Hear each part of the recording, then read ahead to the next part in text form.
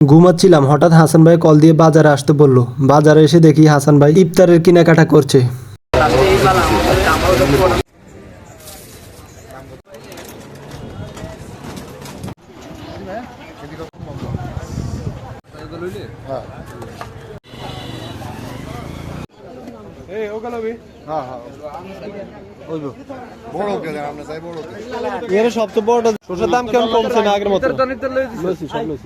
তো সবকিছু কিনা শেষে চললাম আমাদের নিমতলা জামে মসজিদের উদ্দেশ্যে। মনে আছে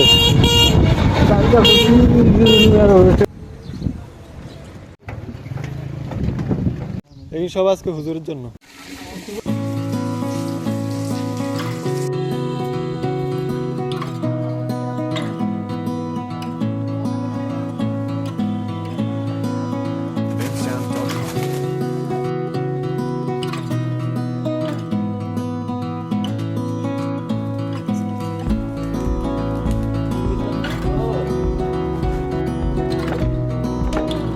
Bensound.com.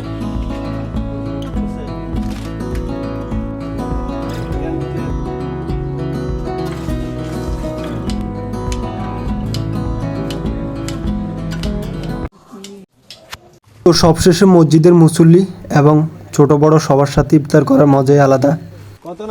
মসজিদের ভিতরে ছিল বেশ কিছু লোক, কিন্তু আমরা অনেকে বসছিলাম বাইরে, কারণ বাইরের আবহাওয়া খুবই সুন্দর এবং ঠান্ডা বাতাস, এই জন্য আমরা বাইরে বসছি। তো সবকিছু মিলিয়ে আলহামদুলিল্লাহ।